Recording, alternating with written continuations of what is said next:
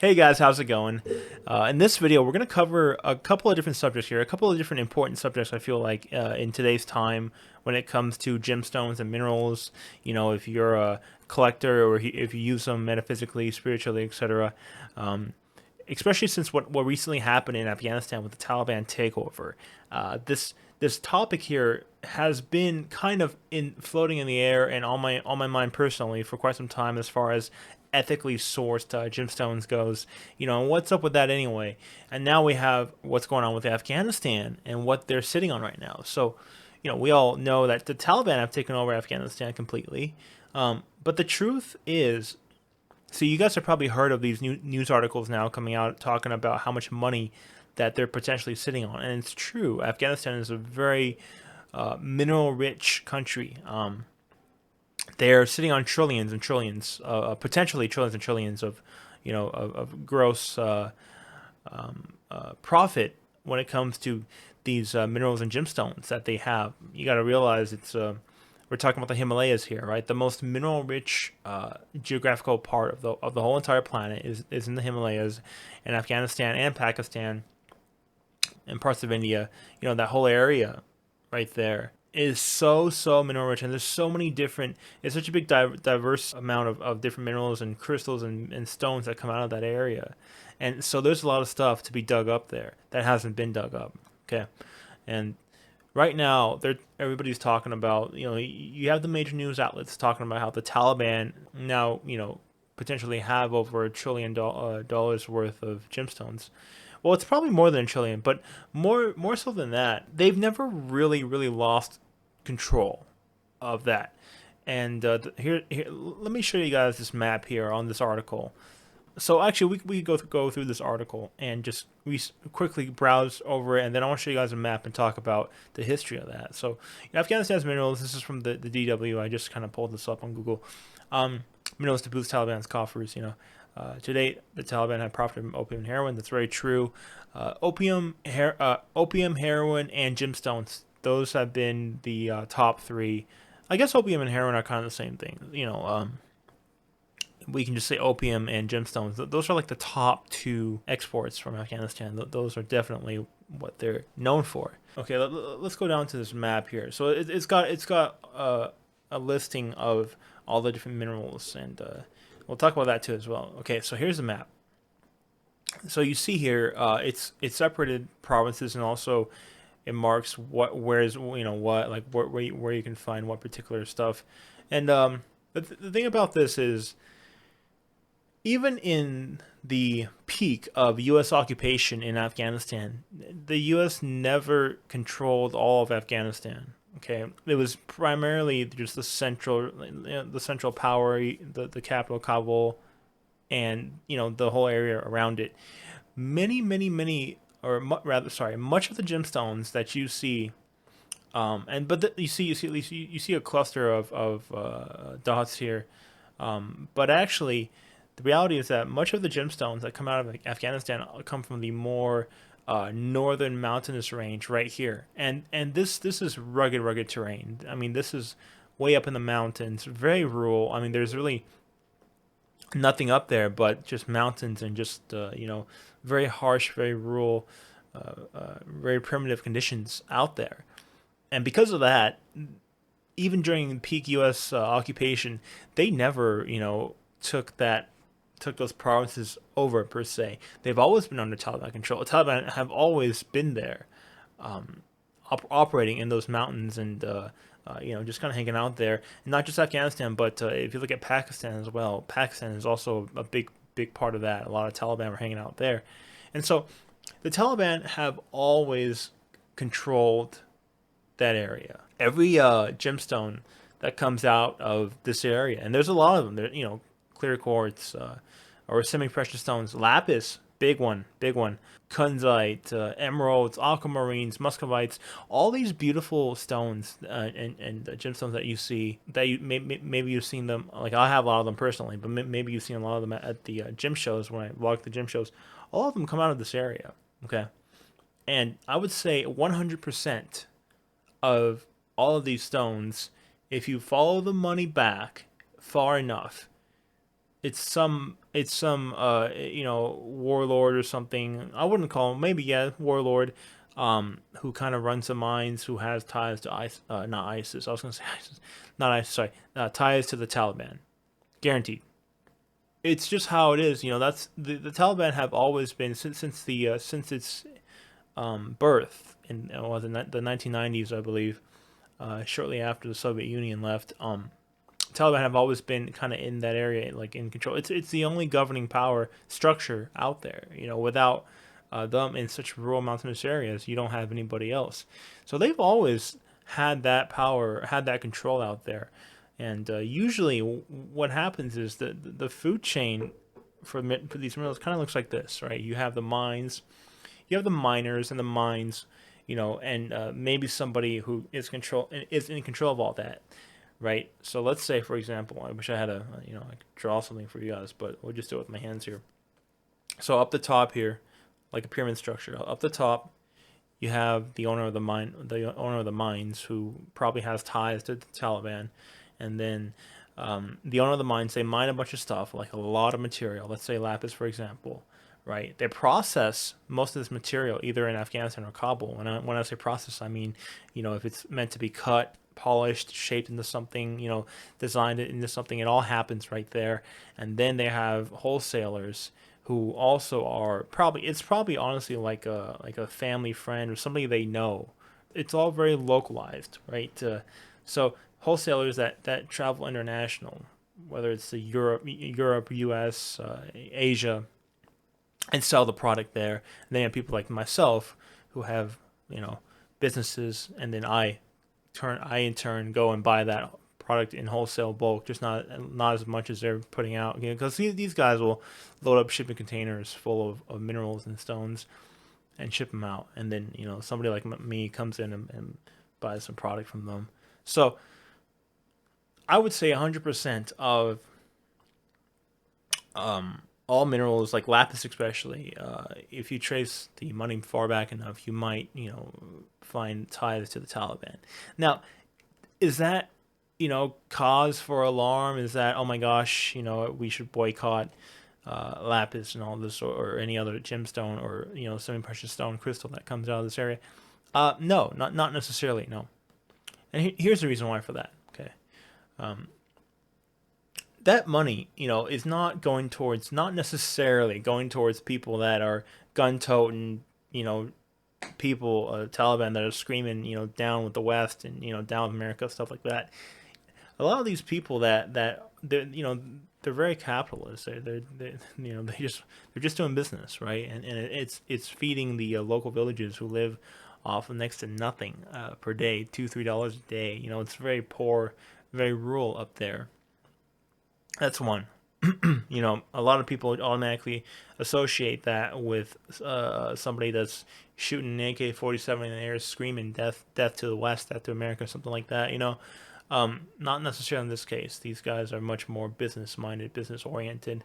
Uh, they're just trying to do business like anybody else, and a lot of them have legit businesses here in the states, legit mineral businesses that wholesale minerals, and I have some of their contacts as well. Some of them are good friends that I know, not personally really, but I see them here and there, and I give them a call if I need any product. So it's been like that, by the way. This is not something new. Okay, this is not, like I think CNN did a piece on this, where they were talking about, oh my gosh, Taliban have control, but it's all sensationalized news. That's all news is. It's all to, you know, make something sensationalized and blow smoke up it, and make people panic and scream. This has always been the case, regardless of what happened recently. Taliban have always had control of this kind of stuff, and it's nothing new at all. It's always been like that. As a matter of fact, it's funny. In 2016, so the Afghan government in 2016 actually put a ban on specifically lapis. It's kind of funny. They put a ban on specifically lapis because uh, they were saying, oh, it was, money was going to the Taliban, and we don't want it to go to the Taliban, so we ban it. But they put a ban on mining it and selling it, blah blah blah. But of course, they still did it anyway, And then shortly after they put a ban, they found that many of the Afghani government officials who approved this ban, who were, for this ban on lapis, they were actually the ones reaping in the profits and letting it still continue under the radar.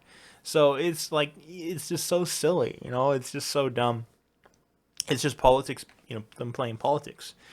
And that was reason number one. Reason number two is this is a broader perspective here. Okay, the semi-precious mineral crystal world only accounts for less than 2% of all minerals mined in the world. Okay, people that, like myself, probably like you, if you're watching this, who purchase stones and crystals and minerals, for spiritual use, metaphysical use, etc.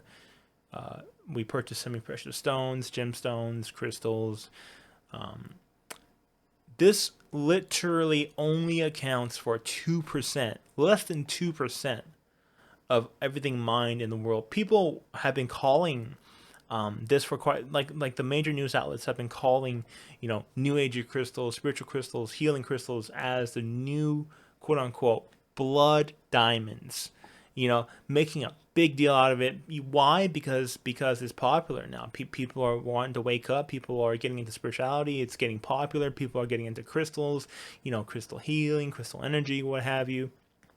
It's popular, and because it's popular, they want to make articles and just kind of stir up the pot, put gas on the fire, sensationalize this by saying, "Wow, oh my gosh, guys, this is the new."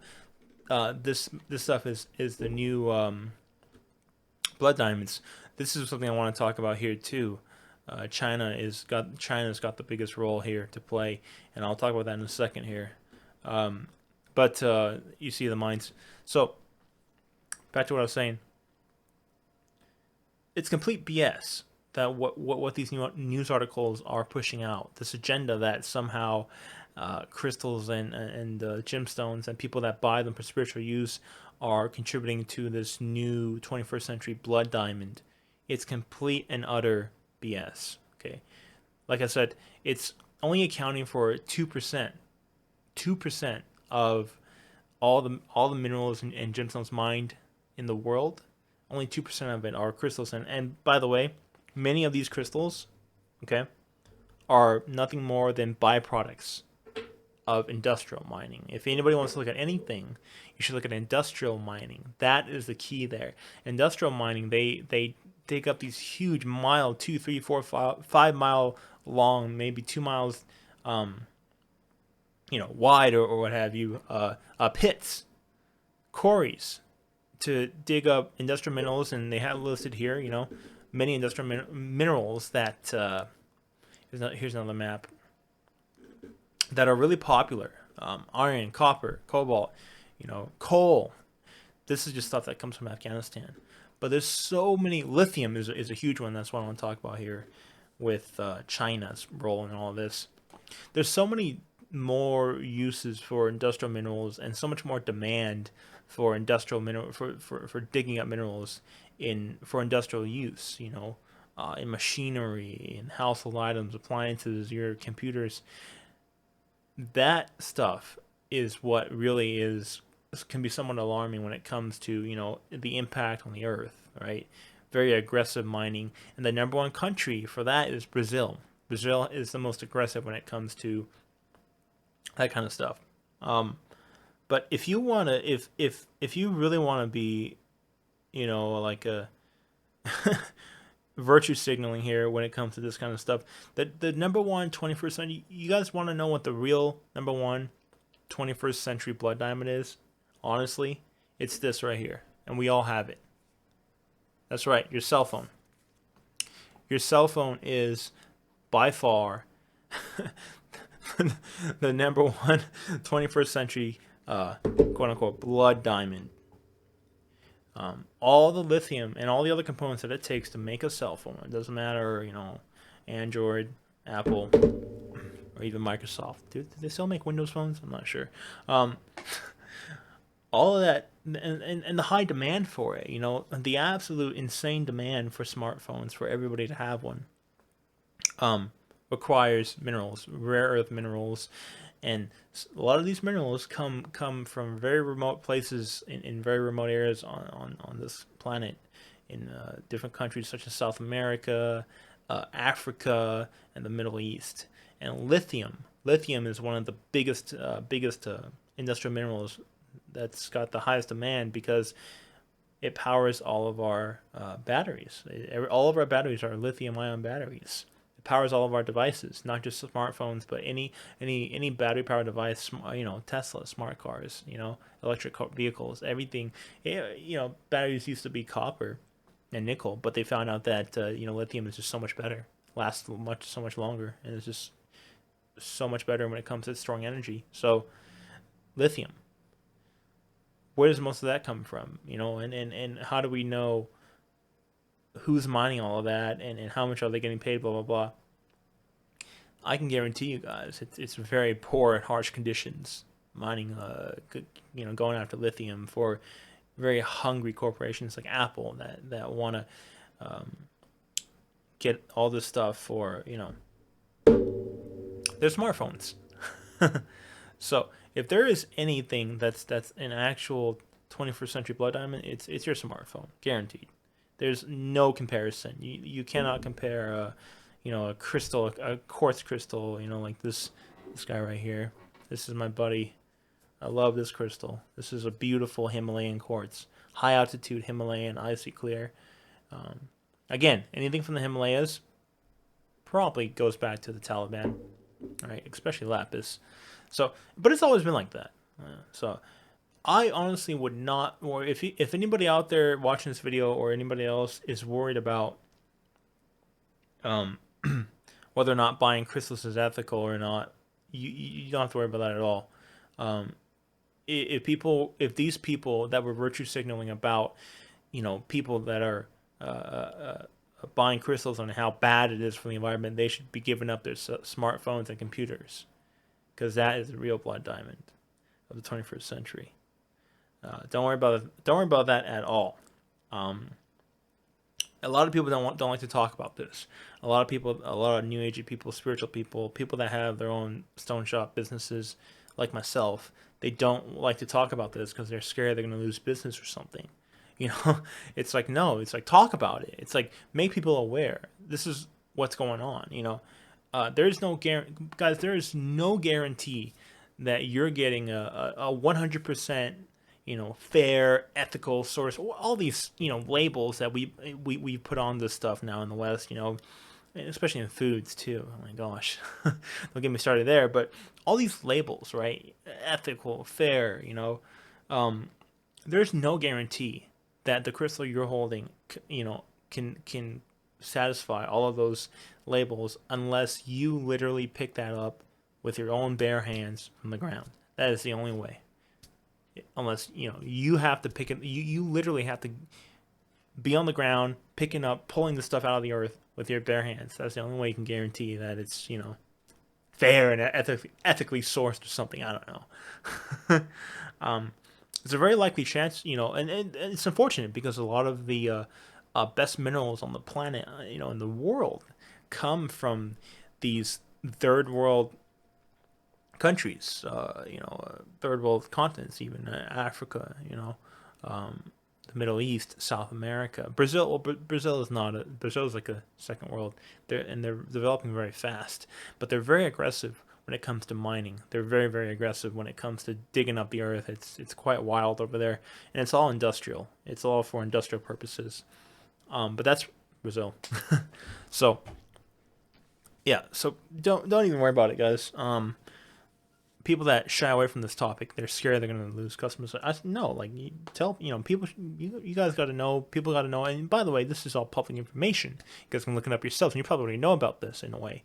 That's why I don't sweat it.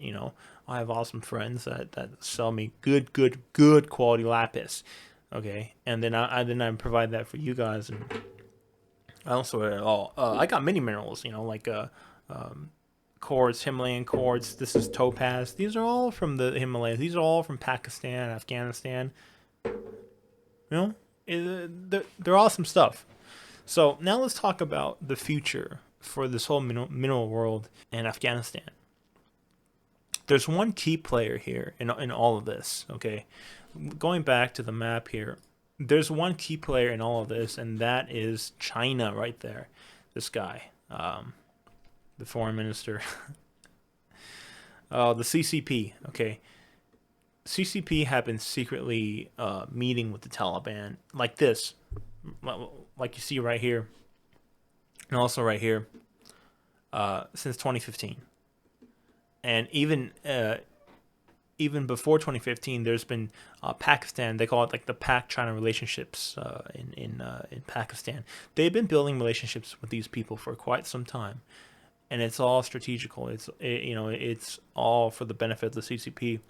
That is the key player, and that's what kind of concerns me is that China is pro Taliban taking over because to them any kind of setback for the U.S. is an opportunity for them, right? And since they've already been kind of buttering up to them, kind of rubbing shoulders with the Taliban and also Pakistan, all these neighboring countries next to Western China, they've put themselves in a prime position to really kind of move their economic goals forward, which is one of the main ones is the Belt and Road Initiative. You guys have probably heard of this. Here we have the Belt and Road Initiative. If you guys haven't heard, the Belt and Road Initiative is kind of like to say right here. It's a global infrastructure development strategy adopted by the Chinese government in 2013 to invest in nearly 70 countries and international organizations. What they're doing is, they are reactivating, I guess, the old Silk Road that traders used to take thousands of years ago. But now they're taking that and just expanding it to pretty much all of Asia, Europe, Africa, and they're very aggressive with this. Very, very aggressive. They have been buying out entire countries, and rights to build just about everything, train tracks, docks, harbors, roads. It's crazy what they've been doing as far as how aggressive they've been for the last, I would say, since 2013. But I mean, they've been doing it before 2013, so it's wild. But that's what the Belt and Road is, and that's partly why they've been so kind and friendly with the Taliban, rubbing shoulders, because not only it's like that two birds one stone. Not only is it a setback for the West, for the U.S., but also it could be a very positive thing for China economically. And I have a feeling they're going to tap into all this lithium, all these minerals that are sitting in Afghanistan waiting to be mined up because they haven't really been mined up. They use a lot of primitive technology up there. We're talking 14, 15, 16,000 feet in elevation. And these guys are literally like these tribal mountain men are literally on a rope. No protection, no modern kind of, redundancy when it comes to like climbing up, scaling a freaking mountain. They're just bare hand climbing up a rope and hauling down sacks. Literally just like bullard sacks of minerals, crystals, lapis. And this is how they're getting their stuff. It's very primitive, it's very dangerous, very primitive. A lot of them die doing it, get hurt, injured. So they're sitting on a lot of this stuff, a lot of this product. And I have a feeling China is very much willing to tap into all of this. And, now that the Taliban have really taken control and they've been talking with this is the thing, the CCP have been in contact with the Taliban, not the Afghan government that was backed by the U.S., but the Taliban for the last, years, since 2015, so the last 6 or 7 years. And even before that, they've been in talks with the Pakistan government, which has really strong ties with the Taliban. A lot of Taliban are from Pakistan as well. So they're really rubbing up to both countries. I feel like that this is going to affect the supply of gemstones and minerals to places like Europe and the U.S. Europe and the U.S. are big, huge consumers of minerals from that area. Not for spiritual or metaphysical use, but industrial stuff. But again, all of that is a byproduct. Crystals and minerals; these are byproducts from industrial mining. and we also consume that. We also buy it. We also get a lot of this stuff here in the States. And I have a feeling that they're gonna limit the supply of this kind of stuff coming into the States and also Europe. I have a strong feeling that's going to happen, and therefore shooting the price up because the supply will not be there anymore, but the demand will still be there for stuff like lapis, especially lapis. Lapis, I even see. Was having a hard time finding good lapis. It wasn't like that 3 years ago, but now I'm having a hard time finding lapis. What happens is they'll ship, huge quantities of shipping containers of lapis and kunzite and topaz and quartz and the aquamarines and all these beautiful kind of crystals and gemstones that come out of Afghanistan. And they'll have enough supply. These supplies will have enough supply for maybe a year or two to kind of distribute out, to sell and distribute out to other wholesalers like myself and other people. And then after that, they, replenish their supply straight from the mines, and bring it to Europe, the U.S., what have you. When they run out of the supply, which believe they have, they're running, it's like they have to get new stuff. And now you have the perfect storm of COVID and shipping costs have increased so much. I was talking to Kai, who does everything on an industrial level. His company, they bring in big shipping containers. They fill up a couple of shipping container crates full of minerals from all over the world. And he was telling me, my last visit over there, hanging out with him, he was telling me how I think he paid, oh gosh, how much money was it? It was in the thousands, maybe 3, 4, 5,000 dollars for shipping to fill up one shipping container to the maximum weight capacity, and that was how much he was paying for. And then he said the price quadrupled times 4. So they were paying almost 20, 30K just for shipping alone, just to fill up a shipping container. And that was a perfect storm of COVID and some other factors that came into play in 2020, and that will have a lasting effect. So you have that, and then you have what's going on with the Taliban now taking over, and the Chinese rubbing shoulders with them, trying to get on their really good side. And I know they want them. I know they really really want those minerals. They really want all that stuff that they have to offer. It's absolutely absurd how much wonderful stuff comes from Afghanistan, Pakistan, and the Himalayas. So you have all these things combined. I can definitely see the price of lapis increasing. Definitely, absolutely. It's already gotten pretty expensive, more expensive than I'd like. I've got a lot of them already, but I'm looking at getting more, and I feel that I can already tell you guys, and especially kunzite too, especially the higher quality gemstones. Kunzite, aquamarines, emeralds is a big one that comes from Afghanistan as well. Topaz. These are gemstones that are not so much used for metaphysical, but jewelry. These are actual gem grade gemstones that very high end companies will buy raw material and make beautiful jewelry and sell it at a premium, like Tiffany and Co. Right?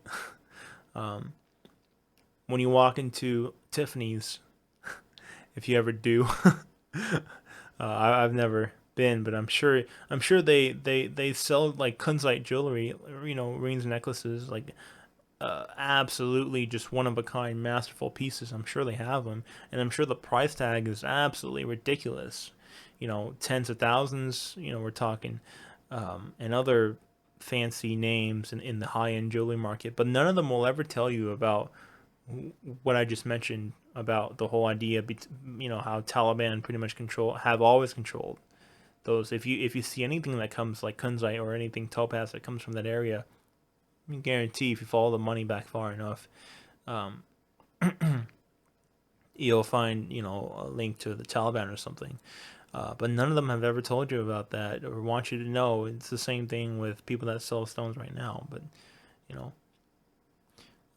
I don't necessarily believe in that. I like telling people stuff as much as I can, and people can decide for themselves. But that's it. I'm actually gonna go to a gym show pretty soon here, and we'll see what happens with the prices and all this stuff. But I'll be getting more lapis definitely for my own shop as well. And oh, by the way, guys, I'm having a sale on my stone shop.